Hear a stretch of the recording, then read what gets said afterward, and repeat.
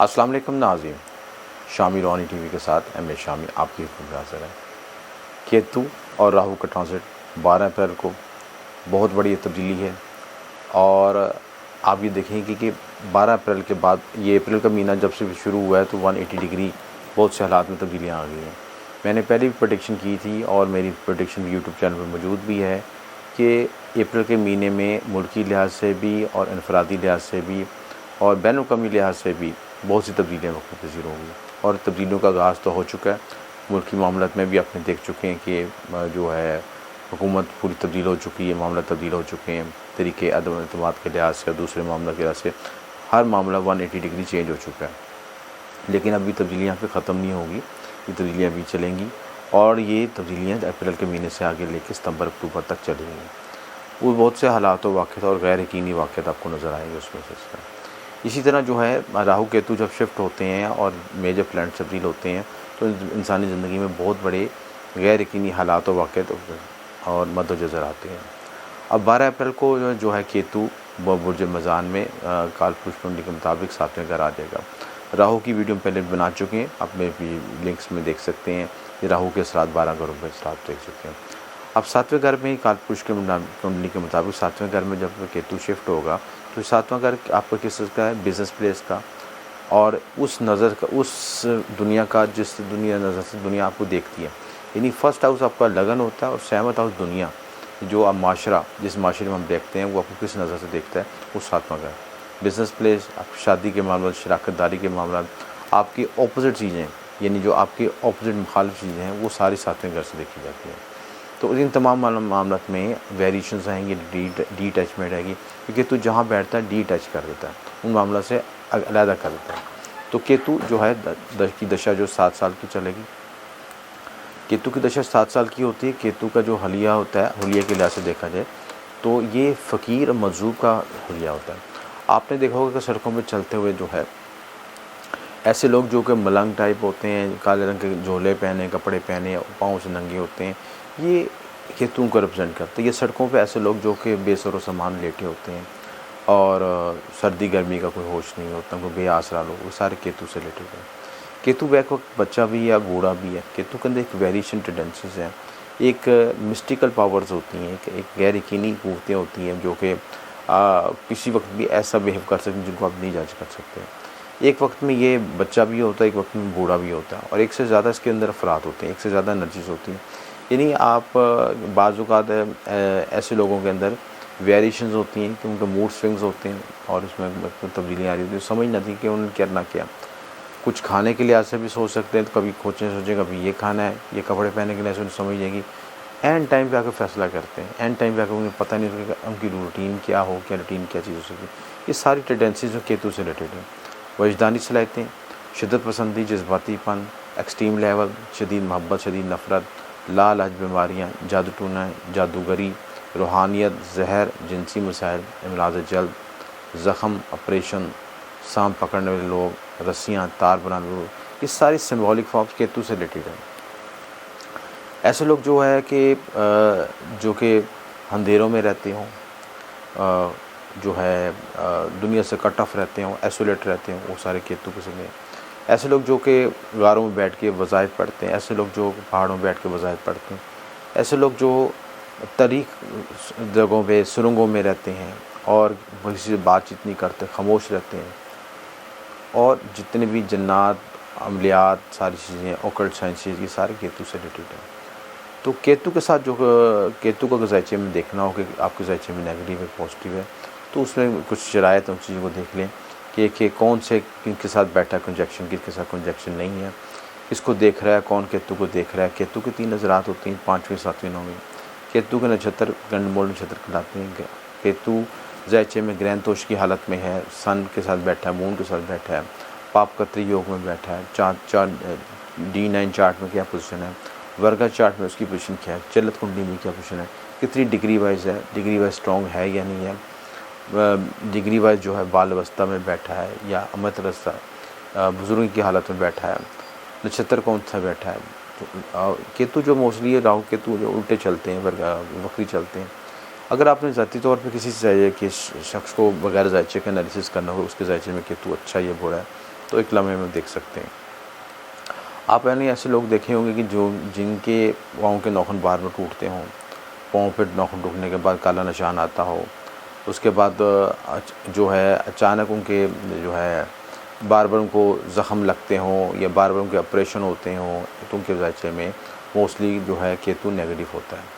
इसी तरह ऐसे लोग जो कि जिनके रिलेशनशिप में बड़ी उतार चढ़ाव होते हैं, नुकसानात होते हैं, धोखाधड़ी होती है और उनको ननिहाल से नुकसान होता है, ननिहाल के किसी भी रिश्ते से नुकसान हो, ननिहाल का मतलब नानी, नाना, मामा, मामू, इन में से कोई भी रिलेशन हो, उसमें कुछ कॉम्प्लिकेशन मसाइल आए उसमें।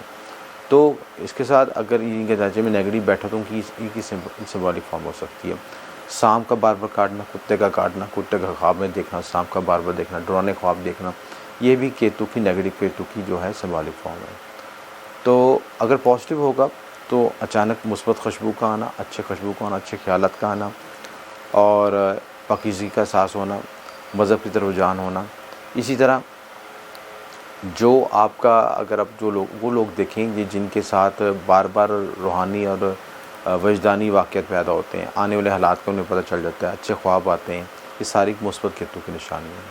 तो ये एक से आपको आसान तौर पर समझाने के लिए बताया कि ये चीज़ें जिनमें ज़ायचे में राहु केतु की टेंडेंसी जो पाई जाती हैं, तो उसमें क्या क्या उनकी अलामती शक्लें हो सकती हैं। अगर आपके ज़ायचे में राहु केतु नेगेटिव बैठे हैं तो उसके लिए आप राहु केतु का यंत्र भी बना सकते हैं। ख़ास तिलिस्म होते हैं जो कि हम बनाते हैं, हमारे इदारे में बनाए जाते हैं। ये जो इसमें राहु के लिए हम इस्तेमाल करते हैं गौ मेदिक, सोना इस पर लगता है, और केतु के लिए लेसिना कैटसा इस्तेमाल करता है।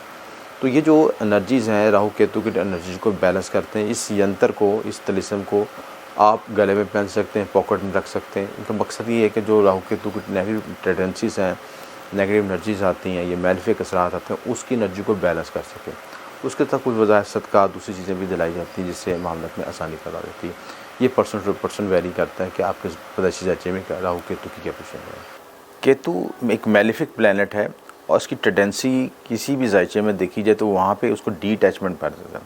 अगर आप इसका सिंबॉलिक फॉर्म भी देखें तो इसके एक हाथ में जो है तलवार पकड़ी हुई है और इसका सर नहीं है, यानी ये इमोशनल ज़्यादातर जज्बात से सोचता है, दिल से सोचता है। और क्योंकि ये लॉजिकल सितारा नहीं है, ये लॉजिकली चीज़ों को एनालिसिस नहीं करता, मोस्टली इमोशनल बेस पे उस टेंडेंसी पे इसको रिज़ल्ट देता है।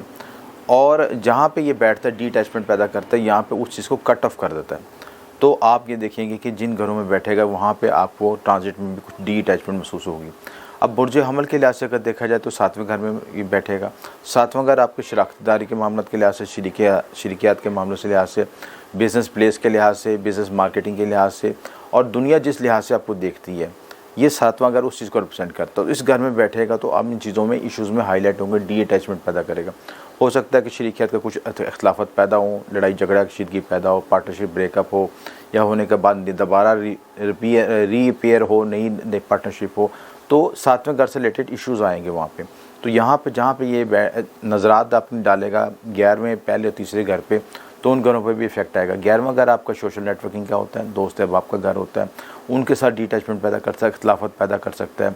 आपके हासिलात के मामलों में, आपके मीडिया जो कम्युनिकेशन के मामले में, उसमें कुछ मसाइल पैदा कर सकते हैं।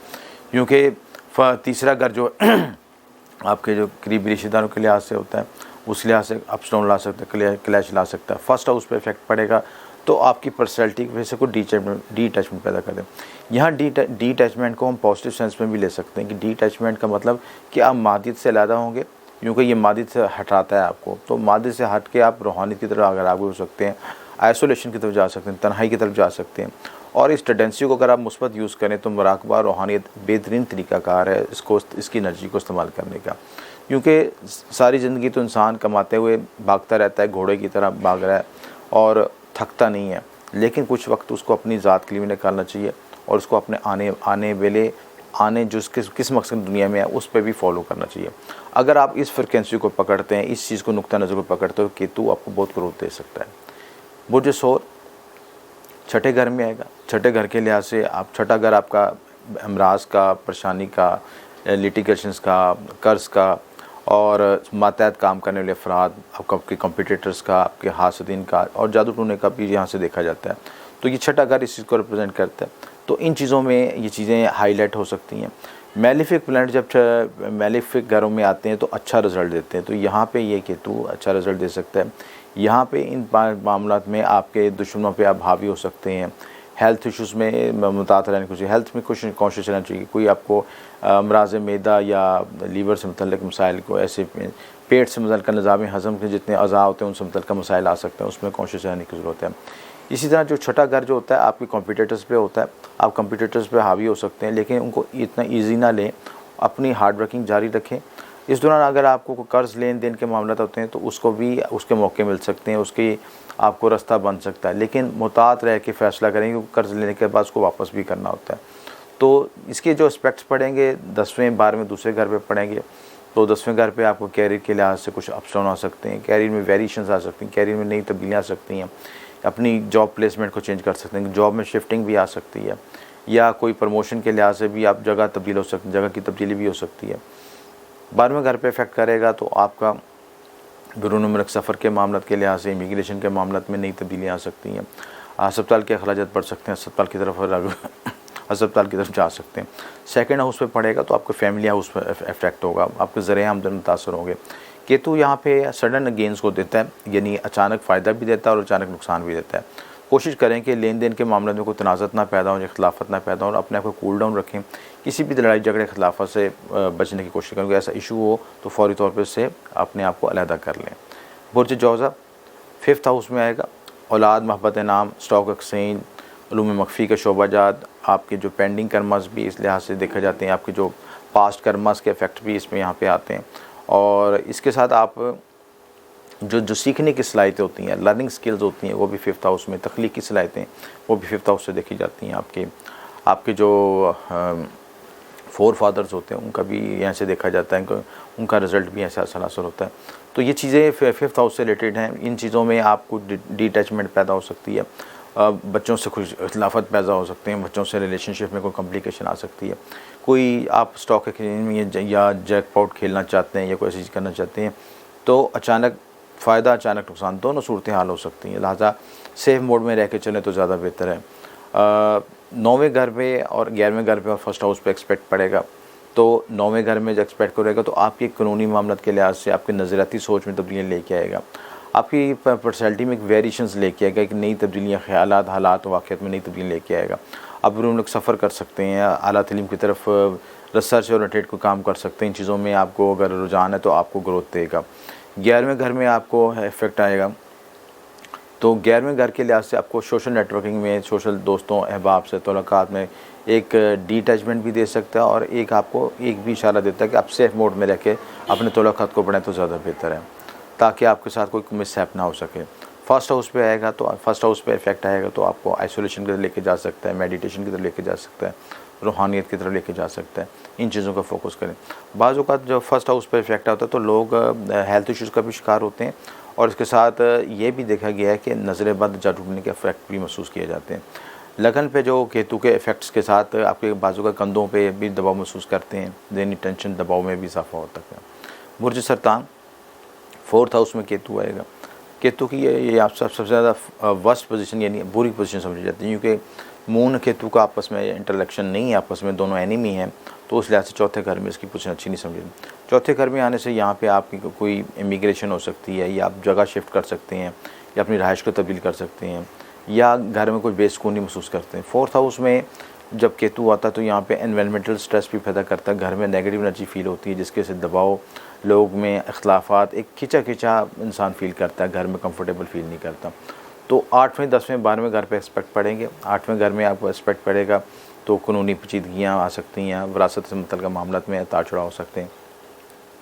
8वें घर के जिस घर के एस्पेक्ट्स पर अगर हम उसको फॉलो करें, उसके पॉजिटिव एस्पेक्ट्स को फॉलो करें तो वहाँ पे हमें गेंस भी मिलते हैं। गेंस का मतलब कि जो घर किस चीज़ से मंसूब है, जिस एनर्जी को रिप्रेजेंट करता है, वो अगर उससे मुतल्लिक़ हम काम करें तो हमें बेनिफिट मिलते हैं। 8वां घर आपको सडन इनकम भी देता है, अचानक हालात व वाक़यात में उतार चढ़ाव लेके आता है, और इसके साथ 8वां घर आपके उलूम मख्फ़ी से और रूहानियत से मुतल्लिक़ भी मामलात को, ख़ुसूसी तौर पर उलूम मख्फ़ी को भी यहाँ से देखा जाता है। तो हिडन चीज़ें, आपके हिडन पार्ट्स, बॉडी पार्ट्स, जो आपके जो जिनसी ज़ा है, उनको भी यहाँ से देखा जाता है। तो इसके अलावा ये इन चीज़ों में अगर आप ग्रोथ करते हैं, उलूम मख्फ़ी की तरफ फोकस करते हैं, रिसर्च ओरिएंटेड कोई काम करते हैं और उलूम मख्फ़ी का कोई गहराई से मुशाहदा करते हैं, तो ये चीज़ों में आपको ग्रोथ दे सकते हैं। 10वें घर पे इफेक्ट आएगा तो आपके कैरियर के लिहाज से अप्स डाउन आ सकते हैं, वेरिएशंस आ सकती हैं, लिहाजा कैरियर में सेफ़ मोड में रह के अपना मामला तय करें। 12वें घर पे इफेक्ट आएगा तो आपको कुछ लीगली एप्लीकेशन आ सकती है, बैरूनी मामला से कुछ कॉम्प्लिकेशन आ सकती है, हस्पताल के मामलात में अखराजात में इजाफ़ा हो सकता है, हस्पताल की तरफ चक्कर लग सकता है और उन बीमारियों पे अखराजात हो सकते हैं। बुर्ज असद ये तीसरे घर पे आपका आएगा। तीसरे घर में आपकी जो केतु की बेसिकली जो फंडामेंटल इसकी देखी जाए इसकी पोजीशन, तो तीसरा 11वां 12वां घर अच्छा समझा जाता है, लेकिन मैलिफिक प्लैनेट जहाँ भी बैठे कुछ ना कुछ अपना मैलिफिक असरा ज़रूर देता है। जैसे जुपिटर है, चाहे मैलिफिक होके भी बैठा होता है, लेकिन कुछ ना कुछ बुरे होते भी कुछ ना कुछ उसका स्वभाव अच्छा ही होता है, कुछ ना कुछ दे ही जाता है। लेकिन जो मैलिफिक प्लैनेट्स हैं वो बिल्कुल कट ऑफ करते हैं। तो यहाँ पे आपको ये ज़रूरत है कि यहाँ पे अपने करीबी रिश्तेदारों के साथ, बहन भाइयों के साथ रिलेशनशिप में कोशिश रहें। आप कोई जो बोलें उसको तोल लें पहले कहीं, ताकि आपकी कम्युनिकेशन में गलत मतलब ना लिया जाए, कोई मिसअंडरस्टैंडिंग न पैदा हो। छोटे सफ़र में मुतात रहें, सफ़र करते ड्राइविंग में मुतात रहें। इसी तरह अगर आप जो है लिखने पढ़ने के मामला या मीडिया कम्युनिकेशन से मुतल्लिक़ है, तो कोई भी कॉन्ट्रैक्ट कोई भी मामला तय करते उसको पहले एनालिसिस कर लें, उसके बाद कोई फ़ैसला करें। 7वें घर पे 7वें 9वें 11वें घर पे एस्पेक्ट पड़ेंगे तो आप फिर शरीकियत का रिलेशनशिप में अप्स डाउन आ सकते हैं, उसमें मुतात रहेंगे, वहाँ से डी अटैचमेंट फीलिंग हो सकती है। कुछ आप घर में और बिज़नेस के लिहाज से अपने को डी अटैच कर सकते हैं, अलग हो सकते हैं। 9वें घर पे एस्पेक्ट पड़ेगा तो 9वां घर आपका जो कानूनी मामलात का, रूहानी मामलात का, उसमें अप्स डाउन होते हैं। नज़रियाती इख्तिलाफ़ात हो सकते हैं लोगों के साथ, नज़रियाती सोच तब्दील हो सकती है, आइडियोलॉजी तब्दील हो सकती है, और जो लोग आपके आइडियोलॉजी के ख़िलाफ़ हैं उनसे आप कट ऑफ भी हो सकते हैं। 11वें घर पे अगर एस्पेक्ट आएगा तो आपका जो दोस्तों हैं, बाप के साथ रिलेशनशिप में कॉन्शियस रहने की ज़रूरत है। बुर्ज सुमला 6ठे 8वें 10वें घर पे इफेक्ट आएगा और ये खाना माल पे आपके आएगा। खाना माल में केतु की पोजीशन नेगेटिव समझी जाती है, दूसरे और 8वें का कॉम्बिनेशन बन रहा है। और दूसरे घर में ये जो आपका ये एस्पेक्ट आएगा कि दूसरे घर में जब ये सुमला के साथ भी यहाँ पे बैठेगा, तो सेकंड हाउस में बैठेगा आपके, तो आपके जो है घरेलू इश्यूज़ के मामला, आपके फाइनेंशियल इश्यूज़ हाईलाइट हो जाएंगे। आपकी फाइनेंशियल इश्यूज़ में कांट छांट करेगा कि जो एक्स्ट्रा बिलावज का अखराजात है आप उनको रिमूव करेंगे, अपनी फाइनेंशियल मैनेजमेंट कर सकेंगे, चीज़ों को स्ट्रेंथ दे सकेंगे कि आप जितनी ज़रूरत की चीज़ें हैं उतनी ही ज़िंदगी में रखेंगे और बाकी जो बिलावज के अखराजात को कट ऑफ करेंगे। क्योंकि केतु बेलावजह बाद चीज़ों को, उन टेंडेंसी को भी ज़ाहिर करता है कि जो एक्स्ट्रा चीज़ें आपकी लाइफ में होती हैं, गैर ज़रूरी चीज़ें होती हैं, कुछ कांट छांट करके कट ऑफ कर देता है। तो यहाँ पे अगर आपको बेनिफिट देगा, लेकिन अगर आपने यहाँ पे कोई फाइनेंशियली गलत डिसीजन मेकिंग की या कोई ऐसी चीज़ की तो वो लॉस भी दे सकता है। लिहाजा ये फाइनेंशियल लिहाज से हाईलाइट होने की ज़रूरत है।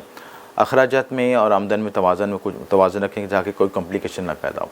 6ठे 8वें और 10वें घर पर एक्सपेक्ट आएगा तो 6ठा घर आपका दुश्मनों पे अभी हावी हो सकेंगे, जो दुश्मनों को आप कट ऑफ कर सकेंगे या उनसे इग्नोर कर देंगे या उनसे परे हो जाएंगे और अपने टारगेट को फोकस कर सकेंगे। हेल्थ के लिहाज से कॉन्शियस रहने की ज़रूरत है। 8वें घर पर एक्सपेक्ट आएगा तो उलूम मख्फी में मामला में बेहतरी आएगी। ससुराल से मतलब मामला में कुछ कशीदगियाँ पैदा हो सकती, कुछ बदमज़गी पैदा हो सकती, कुछ मिसअंडरस्टैंडिंग पैदा हो सकती, जिससे आपके रिलेशनशिप में गैप आएगा। 10वें घर पर एक्सपेक्ट आएगा तो कैरियर में उतार चढ़ाव आ सकते हैं। कैरियर के लिहाज से आप नई डेवलपमेंट कर सकते हैं। कैरियर में आप ये देखेंगे कि जो आपकी नई जो तब्दीलियाँ आ रही हैं, जो नई तब्दीलियों के साथ पुरानी चीज़ों को रिमूव किया जाएगा और नई चीज़ों को अपडेट करेगा सिलसिला।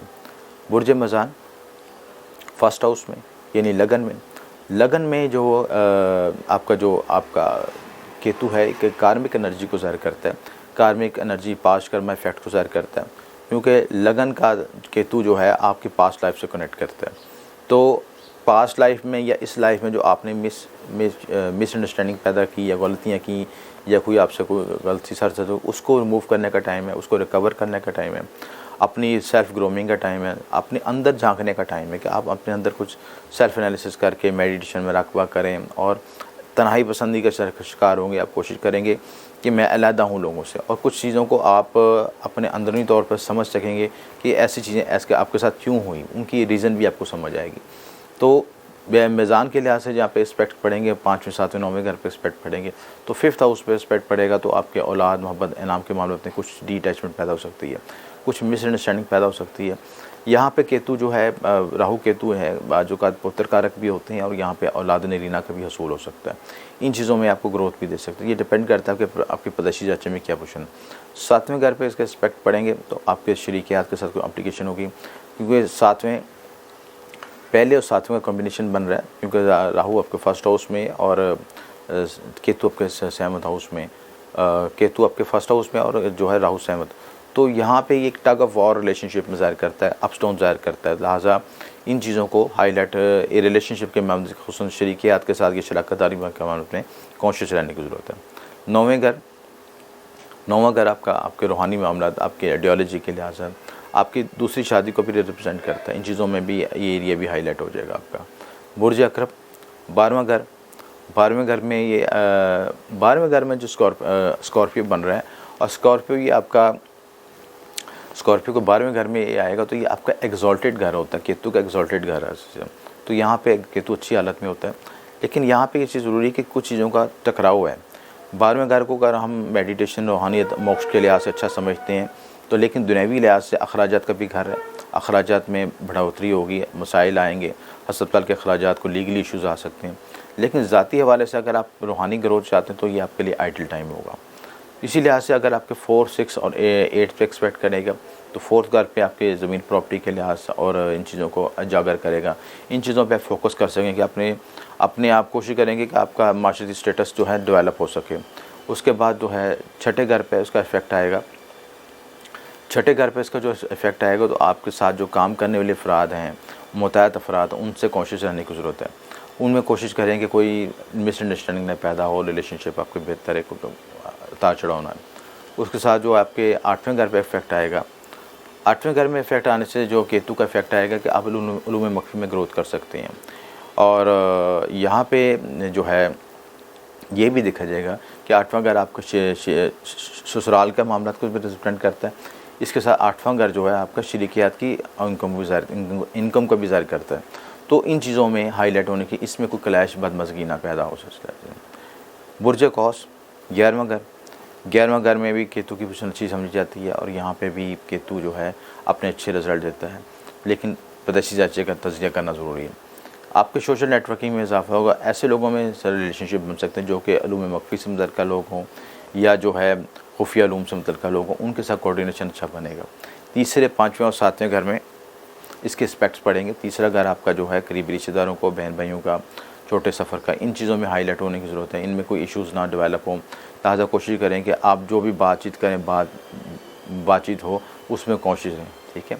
इसी 5th हाउस में ये जब इफेक्ट रहेगा तो औलाद के मामले में कोशिश रखें। बुर्ज जद्दी कैप्रिकॉर्न के लिहाज से केतु आपके 10वें घर में आएगा।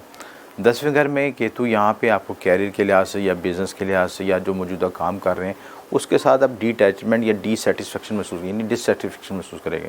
यानी आप अपने मौजूदा काम से उसमें तवज्जो नहीं दे सकेंगे या पुरसकून नहीं महसूस करेंगे। आप कहेंगे मैं किसी और शोबे में चला जाऊँ, शिफ्ट लगा लूँ, जंप लगा लूँ, किसी और जगह पर जॉब चला जाऊँ, कोई और कैसी कोशिश करें। लेकिन यहाँ पे याद रखिएगा कि फ़ौरी तौर पे कोई डिसीजन मेकिंग करना आपके लिए काफ़ी पेचीदगी का बायस बनेगा। पूरा एनालिसिस करें कि आप वाकई जॉब को छोड़ना चाहते हैं या इस काम को छोड़ना चाहते हैं, और दूसरे शोबे में जो जा रहे हैं क्या वहाँ पे सक्सेस हो सकते हैं, वहाँ पे सक्सेस की रेशो क्या है। बेहतर तो है कि अपना नेटल चार्ट एनालिसिस करवा लें, उसमें आपकी पोजीशन पता चल जाएगी। 10वें घर के साथ जो उसके स्पेक्ट्स पड़ेंगे, दूसरे, चौथे, 6ठे घर पे स्पेक्ट पड़ेंगे। 4th हाउस पे स्पेक्ट पड़ेगा तो यहाँ पे आपको घरेलू सुकून में उतार चढ़ा सकते हैं, घरेलू फ्रस्ट्रेशन हो सकती है, घरेलू इश्यूज़ हाईलाइट हो सकते हैं, ज़मीन प्रॉपर्टी से मुतल्लिक़ इश्यूज़ हाईलाइट हो सकते हैं। दूसरे घर पे आपको एस्पेक्ट पड़ेगा तो यहाँ पे आपको फैमिली इश्यूज़ के लिहाज से या आपके ज़रा माश के लिहाज से उतार चढ़ाव हो सकते हैं। 6ठे घर पे एस्पेक्ट पड़ेगा तो आपके हेल्थ इश्यूज़ में कॉन्शियस रहने की ज़रूरत है। साथ काम करने वाले या सबॉर्डिनेट या आपके साथ जो काम करने में मुतअद्दिद अफराद कुछ लेग पुलिंग या आपके खिलाफ साजिश भी कर सकते हैं। बुर्ज तल्फ एक्वेरियस 9वें घर में शिफ्टिंग हो रही है। 9वें घर के लिहाज से अगर आप देखा जाए, 9वां घर केतु की 9वें घर में जो प्लेसमेंट है वो प्लेसमेंट ये ज़ाहिर करती है कि आप नज़रियाती और आइडियोलॉजी के लिहाज से या मजहबी नुक्ता नज़र के लिहाज से अपने आप को शिफ्ट कर सकते हैं। यानी जो आपके नुक्ता नज़र मजहबी पहले नुक्ता नज़र था उससे या आपका रूहानी नुक्ता नज़र था उससे बिल्कुल आप 180 डिग्री चेंज हो सकते हैं, या मज़हब से या कट ऑफ भी हो सकते हैं, बदजन भी हो सकते हैं इन चीज़ों के लिहाज से। लिहाजा अपने इमोशंस को, अपने नज़रियात को, चीज़ों को फोकस करें ताकि उन चीज़ों से डिटैचमेंट उनसे बच सकें। सफ़र में कुछ रुकावट मसाइल आ सकते हैं। इसके साथ जो है फर्स्ट पहले तीसरे पाँचवें घर पे अगर आप इश्यूज़ आएंगे, लगन के लिहाज से लगन पर देखें तो पर्सनैलिटी में दबाव खचा महसूस कर सकते हैं, तन्हाई की पसंद का शिकार हो सकते हैं, या आप अगर इस एनर्जी को आप इस तरह यूज़ करें रूहानियत, अलूम मख्फी या मराकबे की तरफ जाएँ तो आपको ये एनर्जी बूस्ट करेगी। एनर्जी को बैलेंस करने के लिए एनर्जी को समझना ज़रूरी है कि कोई एनर्जी आपसे करवाना क्या चाहती है, उसके तहत अपने आप को डालें तो बेहतर होगा। तीसरे घर पे अगर इफेक्ट आएगा तो तीसरा घर पे आपके करीबी रिश्तेदार और बहन भाई के साथ इख्तिलाफ़ात हो सकते हैं। पाँचवें घर पे एक्सपेक्ट आएगा तो आपके औलाद मोहब्बत नाम के लिहाज से कुछ वेरिएशन उतार चढ़ाव हो सकते हैं, कॉन्शियस रहने की ज़रूरत है। बुर्ज हौत आठवें घर में एक्सपेक्ट है, आठवें घर में इसकी प्लेसमेंट है।